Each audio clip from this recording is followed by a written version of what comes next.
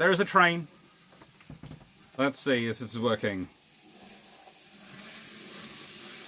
Getting broadcasts. I think it's live. I think it's working. And there is a train. Getting screen active. Yes, it's working. I am so looking forward to when the actual computer-based webcam arrives, because the phone system is starting to really scare me. Leaving that to one side. We were very close to one thing today. It was almost Pepsi and iron ships, which is not really the same thing at all, and would certainly been far less fun. However, my girlfriend is far more resourceful apparently than me at finding iron brew, and this has arrived. So we do have iron brew, and we have a working train. We only have one line working. That's because the other line currently has ballast drying on it. Literally, I've been putting down the ballast today, and I find that trains don't like to run across track which has had glue near it recently. You have to spend a long time cleaning the track afterwards. Anyway, leaving that to one side, today's discussion is the Royal Navy's plans for grand strategy in World War II, i.e. how in the 1930s they thought they would fight a war in every single ocean in the world. Now, please note two things when I say this, and these things are important. One, the Royal Navy is not the best at keeping records at any time in its life. And two, Royal Navy admirals are even more circumspect at actually writing down their battle plans than most. They tend to write some stuff down, but they don't necessarily write everything down. If at any point this stops working, tell me. I'll go and cry in a corner. So, when we're starting off with how the Royal Navy is approaching using this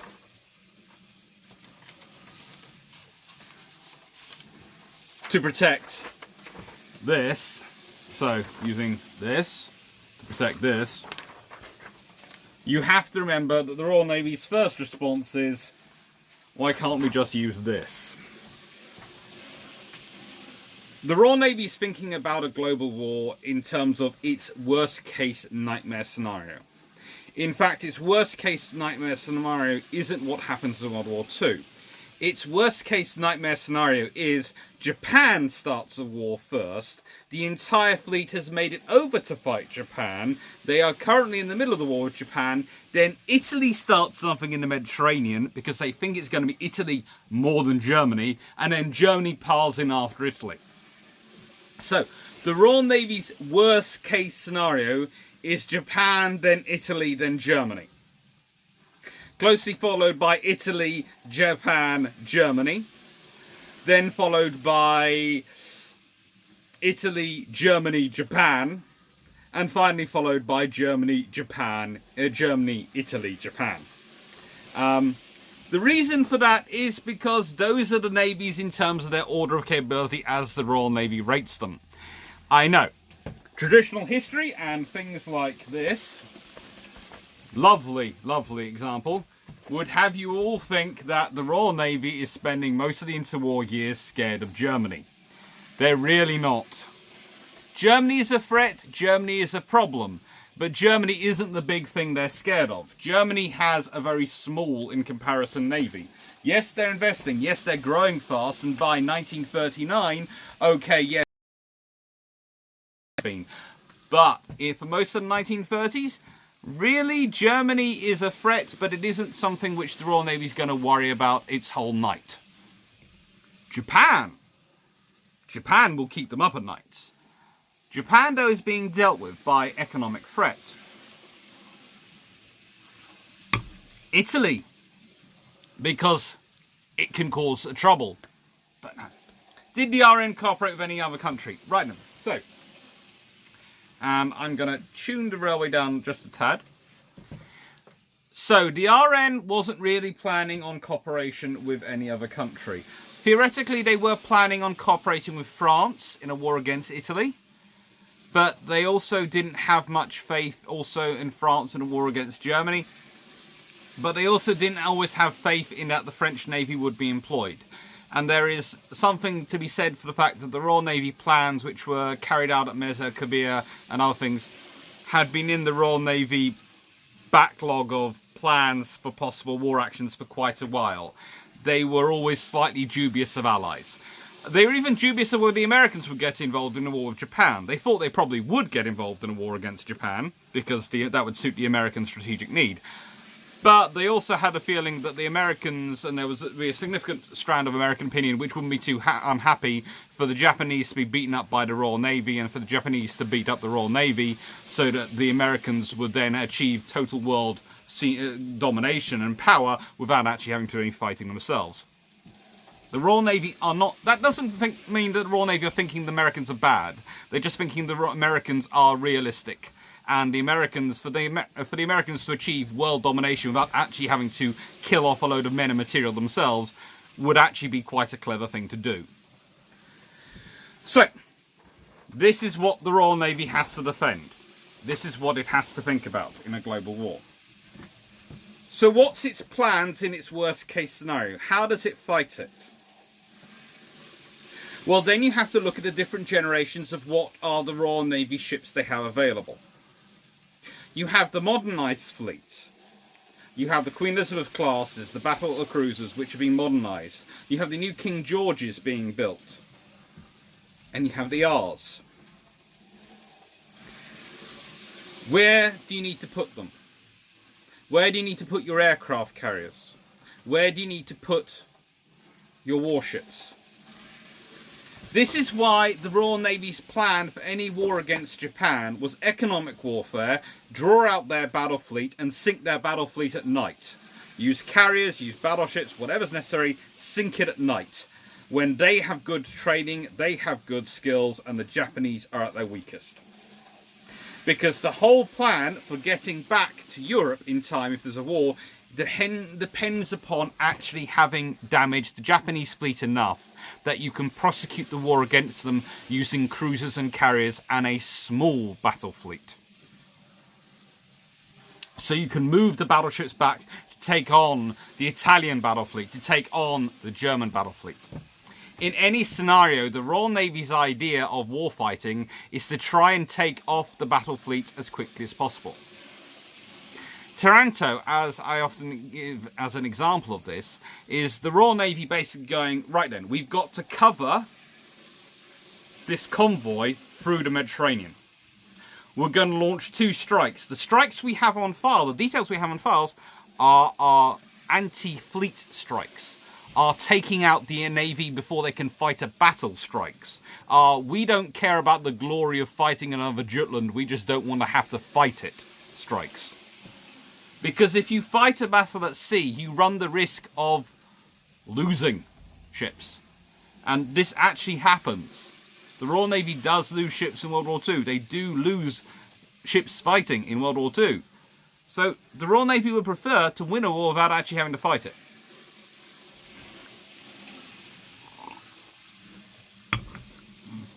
So, again, the strategies do change depending on who they're going to be operating with. Who is going to be helpful? Of course, they always consider the Commonwealth navies are likely to be part of any force structure. The Commonwealth support is always likely to be considered. And hello to everyone who's joined us. We're now up to 23. That is frankly amazing. I should probably be making a comment about subscribing and pressing the bell. So if I do another quick video like Narvik, some people get alerted, so I'm not just doing a live to myself again. But actually, the live to myself wasn't that as sad as it can sound. I had a train going in the background. So the Royal Navy's plans, if they've got America on side, are different than if they've got plans for fighting alone. If they have got America on side versus Japanese, their actual expectations is that the Japanese fleet will try and focus on the American fleet, so actually that means that the Royal Navy can take longer getting out there. What it will send, though, will be more efficient, because if they are focusing on doing the economic warfare against the Japanese while the American fleet is distracting the Japanese battle fleet, what the Royal Navy would have probably sent to the Far East is probably going to be its bigger carriers, i.e. Ark Royal and Illustrious class, in a sort of battle fleet concept, along with its more modernised battleships, i.e. the Queen Elizabeths. Keep the King George's back to take on the Italians. Notice that. There's actually a phrase I found in a diary written by one of the admirals at the time, that the Royal Navy should always the King George's are more suited to fighting in European waters, whereas the Queen Elizabeths have been modernised to fight in the Far East. Yeah, I'm not quite sure about this particular logic, but it does work. Now, the Royal Navy, there is an argument that they've been reading Sun Tzu, but actually it's more that they've been reading their Corvette. They've been reading their thinkings and thinking through how they're going to do. How do submarines perform in such a scenario? Submarines are a big part of Royal Navy's defensive economic warfare. Yes, they do always prepare to fight everyone at once. The submarines, in terms of this strategy, are quite interesting. So the Royal Navy likes to have two types of submarines in its Far East fleet in peacetime. Long-range patrol submarines and mine-laying submarines. The mine-laying submarines are considered the ambush predator's defensive screen of Singapore. The long-range patrol submarines are to go out and try and make sure that the enemy has a narrowed field of advantage. Basically, the Royal Navy is treating submarines as mobile minefields, and that works quite well. Hello, RF, the British opinion of Japanese ground force. The British Royal Navy have a very good opinion of the Japanese Navy and of the Japanese ground forces. The Royal Navy has regular contact with these forces and worked alongside them in World War I at the Siege of Tsingtao. So the Royal Navy knows them very well. The British Army has a certain difference of opinion in some circles, and some people put this down to the imperial policing, some put this down to other things. I just think in the nicest way the army had taken longer to get out of the alcohol post World War I celebrations. I'm not sure, but you do have quite a good opinion of the armed forces going back. Now, what you also have, hello, what you also have though is not just the Royal Navy's plans for a war in the Far East and the global war. You also have to deal with the other services' wars and plans. And one of the problems the Royal Navy always has with the Army is the Army basically goes, well, we'll leave it to you, and then when you have a war, we'll turn up where you need us, basically. Because the Far East isn't really our area. Europe's our area. Europe's where we're going to be fighting. Europe, Europe, Europe. And they keep saying that. The Royal Air Force is even more interesting, because their idea for getting to a Far East is taking the fleet air arm off the Royal Navy's aircraft carriers, flying their bombers by a sort of air bridge out to the Far East, and loading the Royal Navy's carriers up with all their fighters, and the Royal Navy taking out all their aircraft out to Singapore, offloading them by crane there. Then the Royal Navy would have to come back to pick up their own aircraft from Europe. I can't think why the Royal Navy thought that was a very stupid idea. And to be fair, I think most of the RAF thought it was a stupid idea as well. In fact, there were several of the papers I've read have suggested basically most of the RAF and the Navy are agreed in that they're not quite sure which person in the Air Ministry came up with this as a concept, but they'd all like to have found out what he was smoking at the time. The British were very aware of their night fighting capabilities against the Japanese. The British had basically developed their night fighting capability as their offset strategy. Their entire battle plans were that they would be able to fight at night when the others couldn't, because they kept studying them and they looked at their exercises and they went and visited whenever they could, and they noticed what they were doing at night fighting, and there are basically reports coming back to the Royal Navy going, okay, we can be fairly confident at night that we can fight these people. Remember, the Royal Navy not just only has, or it's the only naval service up until, well, actually, even in 1945, the only fleet air arm in the world which was 100% night flying capable, all weather capable, as it was called, because night was considered a form of weather, still is, I think, was the Royal Navy's fleet air arm. That was the only one. It's quite scary when you start to think about that the Royal Navy is the only one which is 100% night capable. And that's one of the other reasons why they're expected to do better versus the Japanese in any invasion of the Japanese home islands later in World War II, was because, frankly, the Royal Navy was still going to be fighting at night.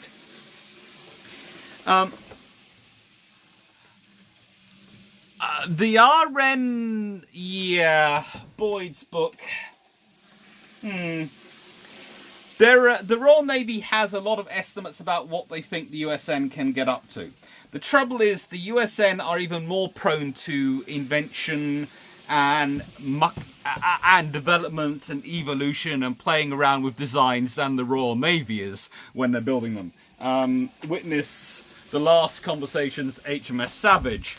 The US Navy plays around even more when they're designing and building ships, so that causes a problem when it comes to replicating and rapidly rebuilding the facilities. The Royal Navy has a lot of advantages, though, to doing this fight versus the other navies, to fighting a global war. Because I showed you this map earlier, but those who've watched me before will have seen this excellent Gordon Smith map. And actually, if you go onto my Twitter, this is going to be tweeted out. Now, what this is a map not just of the sectors in the world, but all the places in the world where the Royal Navy has docks it can make use of. Now, some of them are the Falkland Islands, which is for self-maintenance only, which is ship code for there ain't going to be any support, so the seamen are going over the side. And to some of these places like Singapore, which is far more full of facilities. One of the reasons why Singapore was important for fighting a war in the Far East as far as the Royal Navy was concerned wasn't because it was going to be their major base of operations in terms of the fighting. It was going to be their major resupply and logistics base back from the theatre. They were expecting to fight the war on Japan and doing all the things from Weihai Wei, here in China, which was one of the Britain's forward repair bases. Exactly. Most of the stuff was supply docks or repair docks.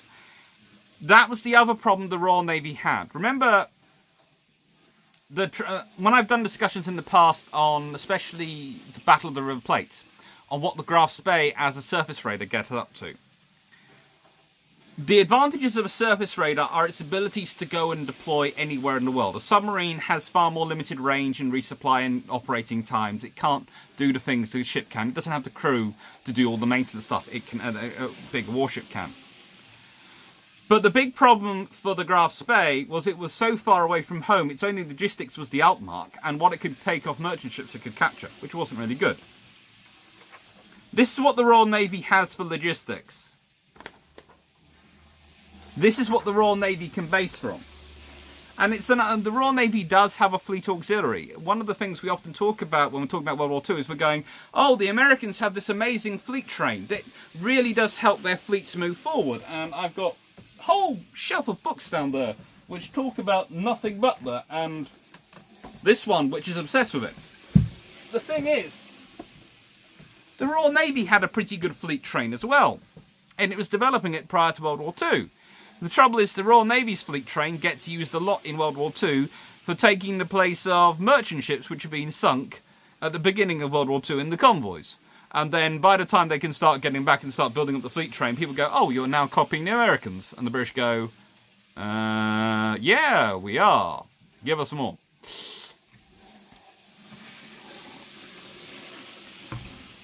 Okay.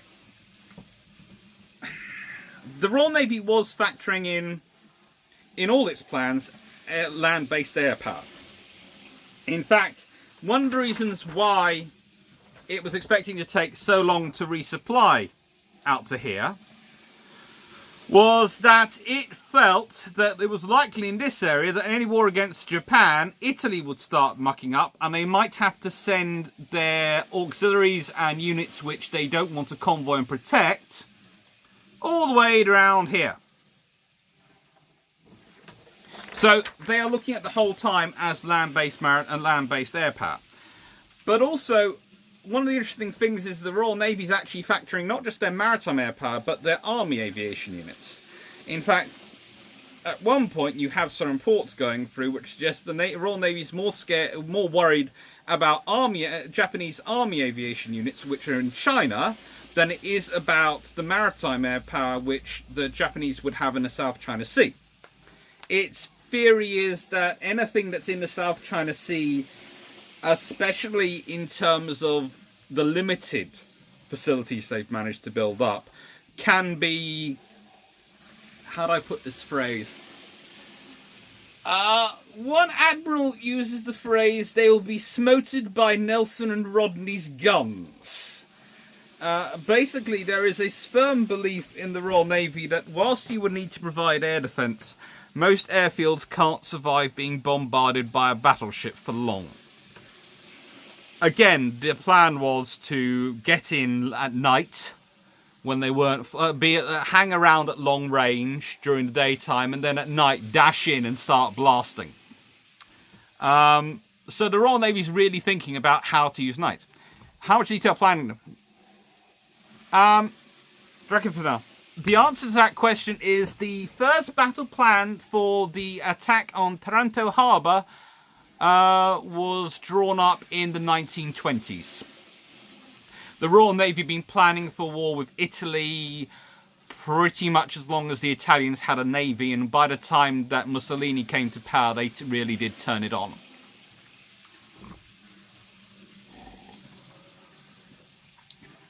Again, the Royal Navy, it's going to sound strange, the Royal Navy can't come up with a war plan for everything. I think if they had been enacting their war plan and French Indochina had fallen as quickly as it had, that would have changed how they approach things. Because remember, if Indochina falls, then the odds are that Wei Hai Wei has fallen, and maybe even Hong Kong is under siege. So that changes the plans. The Royal Navy is very careful in its war planning and its strategic planning to not wed itself to any particular phase or course of events. They are trying to build up a broad stroke strategy. The reason is they realise the enemy has a choice, and that war might not start when they want to. Remember, I was talking a few years ago, I did articles about last year, I did article about Tsingtao 80, about events in Japan, in China, in Tsingtao, in January 1939, and how that close that came to World War II, starting World War II. If that had started World War II, then the Royal Navy would have been in the Far East by the time September rolls round. In fact, the Royal Navy would have been in the Far East by March. How does that affect Germany? How does that affect Italy? How does that affect Hitler's thinking? How does that affect Mussolini's thinking? For Hitler, that could have been gone one of two ways. He could have thought, yes, the British are distracted, I can get away with what I want. Or alternatively, he might have been looking at it going, hang on, the British and the Americans are fighting side by side against the Japanese, they're already allied. If I pick a fight, I'm automatically going to end up in a fight with both of them. You don't know what the scenario is going to be, but you can expect it would have had a major impact. So the Royal Navy, when it's planning for a global war, i.e. one of its worst case scenarios, where it ends up fighting Japan, Italy and Germany, remember that was their worst case combination, coming in that order, they have a range of different options. In fact, one of their worst case scenarios, and they don't quite run this as an exercise, but they do run it as an exercise in the Mediterranean. In that they have this exercise where they're simulating a battle fleet is trying to make a rapid transition across the Mediterranean, and another fleet engages it. Now, the only war scenario where that comes in, where a battle fleet isn't expecting another battle fleet to attack it and it's making a rapid transition, is if the Royal Navy's going to fight the Japanese in the Far East and the Italians suddenly launch an attack without warning. How would the fleet task force against Japan have looked? Well, I have a picture wandering around here. Probably not too dissimilar to this, but more carriers. The Royal Navy's battle plan, their ideal fleet formation, would be 3 battle carriers forward with the fleet and a strike carrier in the rear. Now, I'll cover this more next week when I'm talking about the Royal Navy's approach to naval aviation. But basically, you had strike carriers, which was Ark Royal, Indomitable, and her sister, Indefatigable. These 3 were looked at as the strike carriers of any force. You had the armoured carriers, the battle carriers of the armoured hangar carriers, to be honest, of the illustrious class. They were the ones supposed to be forward with the fleet, supposed to be forward with the battleships. So the ones which were most likely to get found by the enemy and get attacked. So they orientated themselves so they had the armour. They had the protection, so they could keep on fighting. Because again, the Royal Navy doctrine on naval aviation is very different for the American and Japanese. American-Japanese doctrine is mostly made around launching these huge strikes. Big, everything in the air, non-stop, wham! This is a massive punch coming to hit you down. The Royal Navy's process is, we're going to keep aircraft coming at you. So we're going to keep doing the whole time. And especially at night. So basically their idea was that at night, an enemy fleet would not get any sleep. They just constantly have a bang. Oh, we've just recovered. Bang! Oh God, there's another one. Bang! The whole time to keep them down. So it's a different approach to naval aviation and how they're going to structure it. So that affects how the battle fleet's going to look. The Royal Navy was expecting to have major battle power out there. If you talk to Winston Churchill, he's talking about these Nelson and Rodney as the huge bastions of which naval power is based upon. Really, the Royal Navy doesn't want Nelson and Rodney out there. At the point at which we're talking about in some points in the 1930s, they're considered a bit slow. They get refitted and things get changed. But they are a bit of a problem sometimes. What they're more interested in is the modernised Queen Elizabeth class and the King George class. They are KGVs. They're the 2 groups of battleships they really want out there. And then they'll have a 3rd battle squadron, which will be the rest. They're also looking at the modernised battle cruisers. Now, the reason they want to surge the modernised battle cruisers out there is their theory is that the first things out there are the cruisers. Especially when they get out there, the town-class cruisers. Their idea would be that they would have the cruisers doing economic warfare, interdicting trade, cutting out everything for the Japanese, stopping them getting there, so making their fleet have to chase around chasing them. Now, the Royal Navy realised that these ships were going to need relief at some point, because they're going to need to be pulled in for refitted and all these things. So their plan was to surge the battle cruisers out as a force to take over this role, and just maximise the Japanese trouble. Because suddenly the Japanese will have these forces out hunting cruisers, and they'll come across a battle cruiser, which will go, "Hello, Mr. Cruiser! Oh yes, you haven't got the firepower to take me on. Oh good, that's fine." Now, back to the aircraft tactics. Okay, if the big punch works, if you've managed to land the big punch, you can get a very big hit, which is great if you're in a straight-up battle. If you're fighting through the Mediterranean, or you're fighting a running battle with an enemy at night, then frankly the Royal Navy's tactics are better. It depends on how you're approaching naval aviation, what you're going to do with it. These tactics are better depending on the context of your fleet, which is why I always tell people I don't care how ships match up or navies match up on a top trumps method. The question is, are they better for their national needs? For Britain, the Fleet Air, its approach to the Royal Navy and the Fleet Air Arm was better for its needs. Because if you're planning on fighting at night, if you're planning on fighting with what you have available, you use what you have available. The Royal Navy doesn't presume it's going to be able to get everything it wants out to fight a war in Japan. It doesn't even presume it's going to have everything it needs out there to begin the fight when the fight starts. It hopes it is, but it makes plans based on what it's going to have available. It's the same with the Italians. The worst case scenario for the Royal Navy was their fleet rapidly transitioning the Mediterranean and being taken unawares. How do you stop that? How do you prevent that happening? Well, if you can keep aircraft up constantly airborne, if you can keep your torpedo spotter reconnaissance aircraft, your swordfish, constantly airborne, constantly circling the fleet from the carriers, you can prevent that, because you can keep an eye out there watching for the Italians if you don't trust them. And that was what they're sort of thinking about. And again, it goes back to the whole strategy approach. So the Royal Navy's looking at a global war. In a global war, you might not pick where you start the fight. In fact, you probably won't. You won't pick who you start the fight against, and you won't pick when the fight happens. So you have to be able to go with what you have available.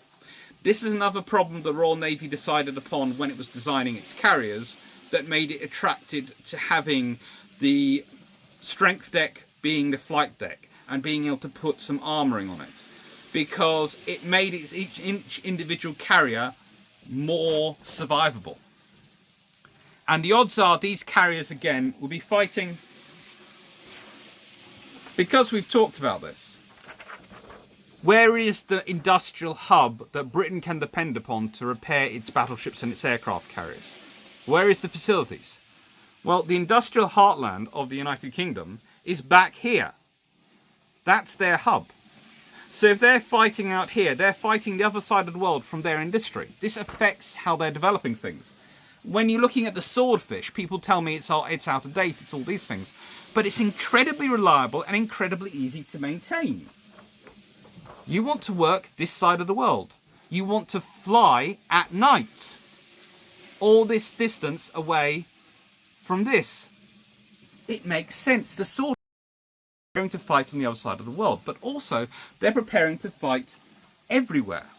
And that makes another big change. If you've got a maintenance heavy ships and they have to fight, they have to be maintained the whole time, and they have to maintenance heavy aircraft which require a lot of hours of maintenance to keep working, you're into trouble. You cannot keep up a global fight. The biggest advantage the Royal Navy has in World War II is that it gets a lot more hours of usage out of its ships, out of its aircraft, out of pretty much everything it has, because it's invested heavily in making them very easy to maintain. And that's another reason why ships grow in size. Believe it or not, smaller ships tend to be more difficult to maintain than bigger ships. The reason they tend to be more difficult to maintain is because you have less space to get around the components inside and you have less crew to do the jobs. So, if you're taking a Royal Navy Triber class destroyer, it's quite big in comparison to a non-tribal class built at the same time. And for all those who didn't think HMS Matabale was going to come in, of course she is. This meant that even though they had turbinitis and they had issues with their engines and they were constantly running at full speed and all these things, they were actually far easier to maintain than their colleagues were, which is one of the reasons why the Royal Navy kept being very, very interested in large destroyers, because they were easier to maintain. Yes, that is my favourite comparison to shoot down. The Royal Navy of the 1939 versus the US and Imperial Japanese Navy of 1941. But even then, let's take a scenario.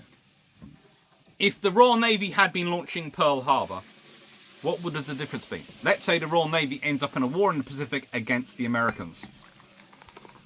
How would the Royal Navy have launched Pearl Harbor? Well, for starters, for the poor Americans, it would have taken place at night. And if you think they were badly prepared on a Sunday, you ain't seen nothing until you've seen the stats for them at night. Next, you have the fact that the Royal Navy's torpedoes, unlike the Japanese ones, do work very well in shallow water. Because the Royal Navy, thinking about attacking fleets in harbour, has done a lot of studying on this. And it's worked out that the best way to do it is to keep the torpedoes level as they enter the water. And they do that by attaching a tension wire which unravels from the aircraft as the torpedo is descending and just provides enough tension, and then it snaps off at both ends. So the torpedo is level as it goes in. So instead of it going dive, it belly flops. run shallow. So in the nicest way, if the Royal Navy had been doing Pearl Harbor, there wouldn't have been the US Navy when it was finished. That's not me being hubristic. Look at the stats for the Royal Navy's torpedoes fired at Taranto. Look at the stats for them fired by the Japanese at Pearl Harbor, and look at the differing results. So the Americans were actually very lucky they were against the Japanese. And the Japanese were very lucky the Brits didn't catch them in harbour. And didn't have the facilities out there to do that. Ferry albacores at night are also quite safe to fly. Remember, this is a thing, the Royal Navy is very, very obsessed with night flying. And very, very obsessed with stability. They try and make, an albacore is really an attempt to try and make an enhanced swordfish, but they muck it up. And they muck it up because they're trying to do it in competition with everyone else, and it doesn't work. Whereas the swordfish works because it's the Royal Navy going, what do we need? Guadalcanal, Savo Islands, these are different scenarios, and the Royal Navy would have got involved. Yes, there are advantages of torpedoes. Basically, in the different battles, the Royal Navy would have adapted to them in a different way. And that's one of my point when I'm sort of talking about the Royal Navy in terms of grand strategy. They had to think about a global war. The Americans and the Japanese honestly didn't have to think as much about the Germans. They didn't have to think about the Italians. They could think about them, but mostly they got to think about each other and occasionally the Brits. The Japanese were very focused on the Brits. But again, the British fleet was mainly based in the Mediterranean and the Atlantic, where it could surge round there, but wasn't there. So the Japanese idea was to deal with the Americans first, and then deal with the Brits.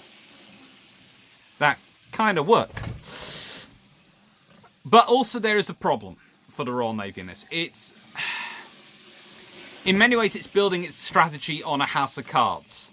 It's building everything based upon the deterrence, but it's also building on its ability to deploy, and it's building on its ability to keep the ships going. For the Royal Navy, that means it has to build the ships. So every time the government's cut funding, every time you end up with very small ships, cuts in numbers of ships, every time you have issues in terms of crewing and time taking in terms of construction, all these things have a knock-on impact. The Royal Navy has to build its ships to survive, which means they're more expensive and they take longer to build in the first place. So the whole setup they're doing actually adds time to what they need to do. But it also gives them certain advantages in other ways. And one of those which we could talk about is torpedoes. So the Royal Navy's got this grand strategy. Why are they fitting torpedoes to everything? Why, when they've got an idea that the battle fleet is going to come out to the Far East, are they fitting torpedoes to their cruisers? Why, when they've got the battle fleet that's going to work it out, are they fitting torpedoes to battleships? The answer is actually, thank you, Johannes, King of Sparta. They are being spread too thin, but torpedoes are part of their answer to this. The answer is, right then, you can send your battleships out to SWAT our cruisers. You can do that. But the trouble is, if your battleships get caught at night, again, a Royal Navy plan by a cruiser, cruisers could sneak in and torpedo them. And again, the Royal Navy run exercises, quite a lot of exercises in World War II, where it's a good job there wasn't the journalists around doing what they did and they were doing these days, because then you'd have had things appearing like, Royal Navy cruiser sinks 3 battleships in a night. Yeah, it did. HMS Gloucester in an exercise managed to sink 3 battleships. She turned all her lights off, all her power off, went dead, and managed to position herself in front so that she was literally just sitting still in the water as the battleships came up. And the battleships weren't being escorted by destroyers. They were acting in what was the observed Japanese fashion at the time, sailing single line in their sort of combat readiness stations. Didn't see the cruiser, all 3 taken out. Again, in exercises we hear multi-billion-pound carrier destroyed by cheap Swedish submarine. Similar things happen. Sometimes tactics do win, and they do work. So Churchill knew that the RN needed 70...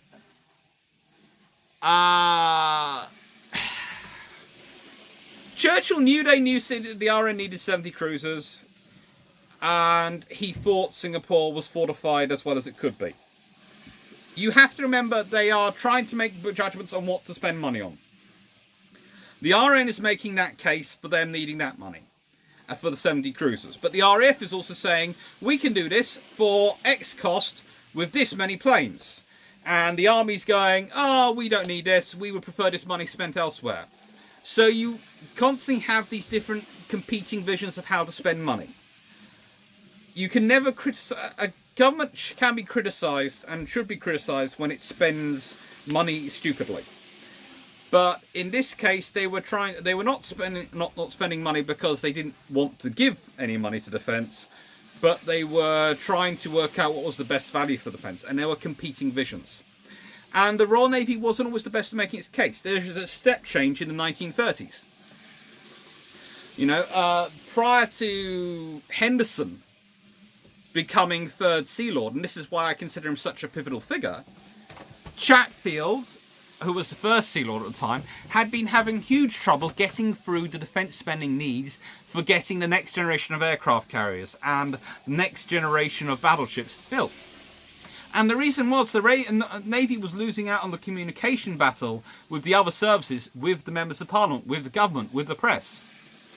Henderson starts engaging, starts pushing people who can be good for the newspapers forward, starts doing all sorts of things to try and change that scenario. So in part, yes, you can say Churchill makes a mistake. But he's making a mistake out of the best interest because he's thinking the information he's got is correct when he's Chancellor. He's trying to do what he thinks best. And if he'd been proved right, he'd be called the saviour. He made a mistake. Singapore, yeah. Okay, so, go back to this map. For the Royal Navy in the Far East, their orders of priority in terms of forward bases were Weihai and Hong Kong. That was for the fight at Japan. Principal supply base was Singapore, because that's straight on the route, and if supplies are flowing through the Mediterranean, then it comes straight up there. Don't get me started on the positioning of the airfields, Mike. We will be here all day with me explaining how the various ideas of the RAF were weird, including, as I mentioned earlier, their plan that all aircraft should be taken out to the Far East on the Royal Navy's aircraft carriers, and then the Royal Navy's aircraft carriers would come back for the Fleet Air Arm. Don't get me started on some of their ideas that come through. So, Darwin is fairly good, but not great. The best one's Sydney. But there's also Townsville, which has good facilities. So there are facilities in Australia. And there's also Auckland in New Zealand, which is considered pretty good. So they have them there. How come the RAF was... The RAF wasn't that massive either. The Fleet Air Arm was part of the RAF until 1939. The RAF do have a lot of good ideas. And again, they're putting their case. They believe that the heavy bomber will win wars alone, that bombing cities will cause nations to collapse, and that they will give in, and that will cause peace. So that is their basis, and that is the basis they're putting it on. I don't agree with that, and I would say that history supports me in that doesn't work. But that was the thinking in the 1930s. That was the thinking put forward by Douhet, by Trenchard, by all the various air power theorists. And there are some good ideas, there are some wrong ones. But, again, with the aircraft carriers thing, using them as ferries for your aircraft, I suppose it makes sense to a certain extent, and we did actually do that. Must remember, in the Siege of Malta, occasionally, some of the stuff was dropped off, was aircraft carriers, take them out. And again, when we brought back Hurricanes from Norway, they were brought back on aircraft carriers. So, it is sometimes, the Royal Navy does sometimes have to do it. And to be fair, there was another way the RAF were really getting out there, because the air bridge was designed for the heavy bombers to fly out there, and they weren't really the airfields for them at the end, and all sorts of issues. And also, This is the biggest factor, and what the biggest problem with the Royal Air Force in World War II for fighting out in the Far East. Their range of their heavy bombers are designed with Europe in mind, in terms of their radius of operation. Once you get them out to the Far East and you start to look at the distances involved, you realise that the RAF has a really big issue with fighting out there. Yes. On Indomitable and Hurricanes. Yeah, it's the case. Indomitable did get involved in it as well. I often forget that one. There wasn't really a reason beyond cost that Australia wasn't considered strong fleet of base or repair. It was considered good for those things if needed. It was just too far away. It's down here and Japan's up here, and that's a lot of distance. I know on this particular map projection, the Makuto projection, it doesn't look as far, but it's a long, long way. Remember, the distance from here to the Falkland Islands is 8,000 miles. That's a good 4,000. And so you have these issues going through. You have these issues of strategy. You have the Royal Navy's planning for a global war, and how they're dealing with the other plans. One of the interesting things is they have a really good link up with the Indian Army. Exactly, small amounts, big hand syndrome. The Indian Army are their main fighting power, they think, for fighting a war in the Far East. They're not actually placing much hope in the BEF. They do hope for the RAF to come out there, and they do want to help the RAF to come out there. And actually, the Royal Navy have a plan, although the RAF don't realise it, that they're going to be chartering merchant ships and loading them up with the Royal Air Force. So, and they do tell, it's quite interesting. There's this sort of discussions going on, and I read some of these letters in archives of people's personal letters from the time.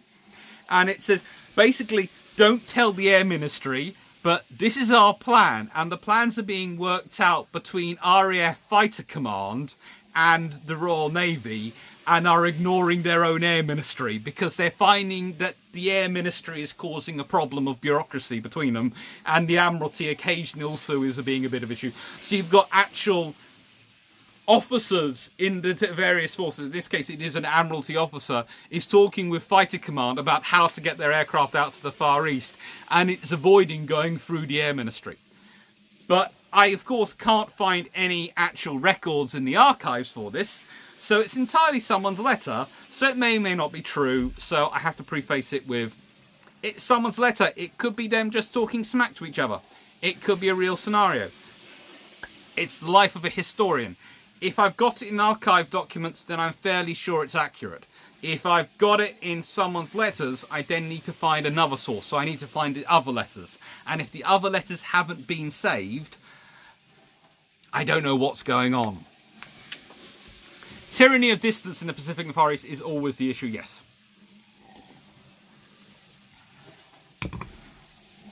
When the Japanese start advancing, the distances do become easier. But again, remember, this is the Royal Navies are planning for a war in the Far East, for a war in the Mediterranean, for a war in the North Atlantic and the South Atlantic. They are considering all these as various options, including the Royal Navy has one idea and one sphere scenario where the Japanese, instead of trying to Pearl Harbor, try and Pearl Harbor, instead of trying to Pearl Harbor, which is sitting over here, actually over here, the Japanese try and Pearl Harbor Portsmouth. No. That's basically, that was their fear, one of their fears.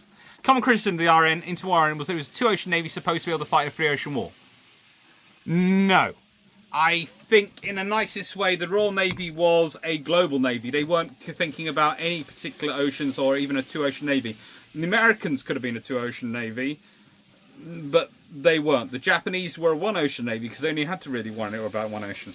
But the Royal Navy do lose a lot in 39 to 41. The example I give is the tribal class. Yes, Portsmouth in Britain. That was the Royal Navy's fear, that the Japanese would somehow send a carrier fleet round to the Atlantic and attack Portsmouth. I know, it's not likely and it's not really possible, but it could have happened. But anyway, getting back to the Royal Navy being a sort of two-ocean navy and the losses in 39-41. The Royal Navy losses in 39... By 1942, well, by 1943, 12 out of the... all 12 of the 12 of 16 tribals which were lost.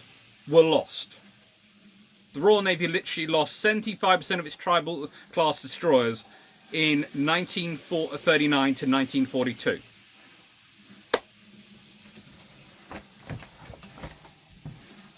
Very good, Sal. So they have to build up again, and they have to keep on building. But also they have other issues in that for the Royal Navy, wherever the war starts, wherever World War II starts, and the Royal Navy always have this idea of fear it's going to turn into a global war, they will start orientating their forces. So one of the things is when you start the war, if the war started in the Far East, then they'd have their resources out there. But the war started in Europe. Specifically, it started in Northern Europe. So they had their resources, came back. The RN had lots of plans for ensuring the supply of goods. Many of them were implemented later in the war when circumstances had changed, and they did hold up very well. In fact, the plans, which Boyd actually talks about at one point in his book, that actually supply the Pacific Fleet terrain and actually keep the fleet going at the end of World War II, were pretty much reworked plans that the Royal Navy had drawn up in 1936. So they do have all this stuff going on, and they do have all these things being developed. But it's actually implementing them. The RN considered the Soviet Navy a challenge. In deference to our Russian friends and any Russian viewers, I will not be too cruel about them, but no. Honestly, no. The Royal Navy had a theory, and it was backed up when they got ships back after they loaned them to them in World War II, that the Soviet Navy was not good at maintenance. In fact, they said that their view on that was based on the fact that the ships hardly ever got to sea and seemed to be rusting. And then they saw their performance in World War II, and they said they're not only not good at maintenance, but they're very hard on their ships, which was not considered a good combination. The Russian Navy of today is slightly different. They're slightly better at maintenance. They're still hard on their ships, though. But they build them differently than we do. So, oh, good Lord. So the whole thing that the Royal Navy are looking for in terms of their developing of this, in terms of their building a strategy, is how they are going to fight wars around the world, how they're going to fight a global war against multiple enemies. And the basic tenets they start to come up with and they focus around is hit them when they can't fight, hit them hard, and knock them out. The entire Royal Navy battle plan is based around knocking them out. The most interesting thing is that the most famous example of this plan actually being implemented, Taranto, was A, implemented as part of a convoy protection strategy, and B, actually resulted in the Italian Navy surging out to sea as often as they could for the next few weeks to try and say, we're still here, we're still powerful, we're able to fight you, and the Royal Navy having many running battles with them, which were at best inconclusive, really. Both sides either claim victory or both claim total victory. Neither are wrong. Intelligence. Yes, well, he did. Yes, Somerville did have basically that plan in 1942. As for Andrew Hooper, your question on intelligence. Intelligence feeds into a lot of it. Now remember, there are three forms of intelligence that the Royal Navy itself has access to and the British government has access to. Human intelligence, which is gathered by agents, but that usually comes to the Royal Navy in a highly filtered form.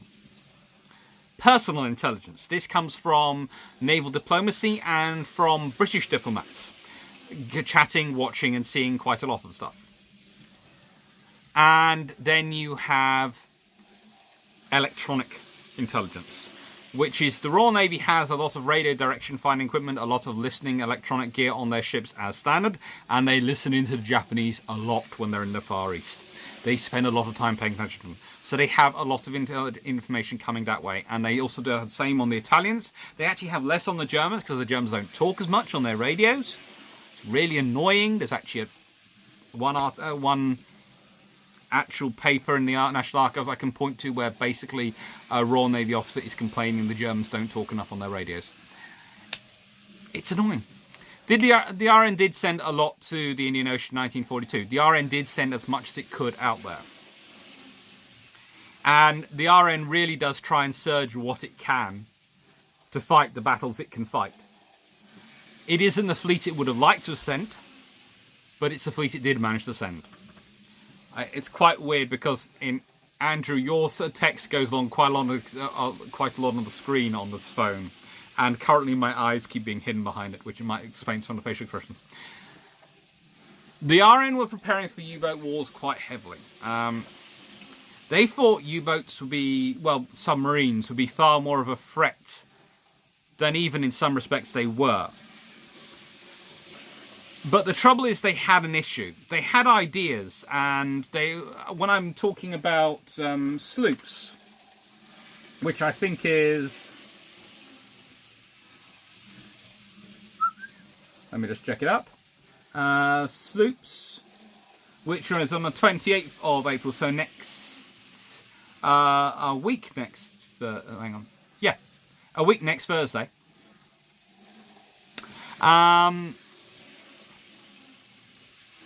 Yes, a week next Tuesday.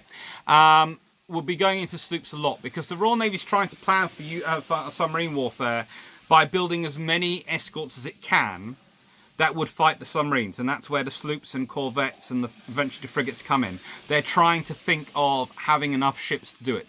But you can't build enough in peacetime because no one's going to give you the money to build hundreds of small ships. So you just keep the designs coming through. You keep churning through the designs and you need to find a reason to employ them in peacetime. So that causes their own design impacts on sloops, which is why sloops themselves aren't directly ramped up in massive production on the entrance into World War II, because the sloop has been evolved into an anti-submarine warfare / imperial policing tool. But I'll get into that on the 28th. Okay, so the Royal Navy tries to share a lot of information with the USN. But how much of that information filters through to the various levels of USN is open to debate.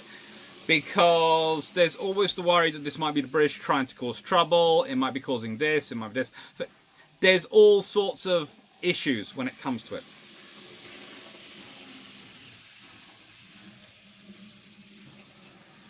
Not really. The Royal Navy were not as enamoured with the battle cruisers when it came after the First World War. And also, I think if HMS Tiger had been kept in service at all, she would have probably found herself like Courageous, Glorious and Furious. And in fact, there is one retired admiral's beautifully worded letter to the First Sea Lord, where basically he's slagged off for not getting the right to convert HMS Tiger into an aircraft carrier. Because he feels that because of this, the Americans with Lexington, etc., and Saratoga are going to automatically get the larger carriers. And we can't let the Americans steal an advantage by having the bigger carriers because they're converting the bigger ships. You know, there's always one. There literally always is one.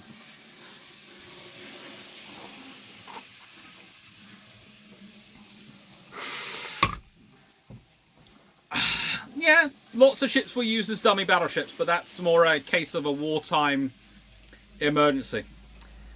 Right then. So, as it's roughly an hour, any questions? Has it been helpful and have you enjoyed it? And I will say, please can you subscribe? Please can you do all those things? Because I've said it before, I am currently in a bit of a family bragging rights contest with my aunt to see if I can get to 1,000. And it'd be really nice if I could. I have to say thank you again to all the people who have signed up to fund me on Patreon. That's far too kind of you and very, very nice. I'm hoping you all enjoyed it. I hope I've answered all your questions, and please join me again next week where I will be discussing, actually on Tuesday, it's unicorns and a flock of swordfish. So it's the Fleet Air Arm. Take care and have a nice day. Bye. And if you have any more questions for me, just comment underneath this and I'll get back to you, or tweet me at AC_naval history. Always happy to answer questions. Have a nice day.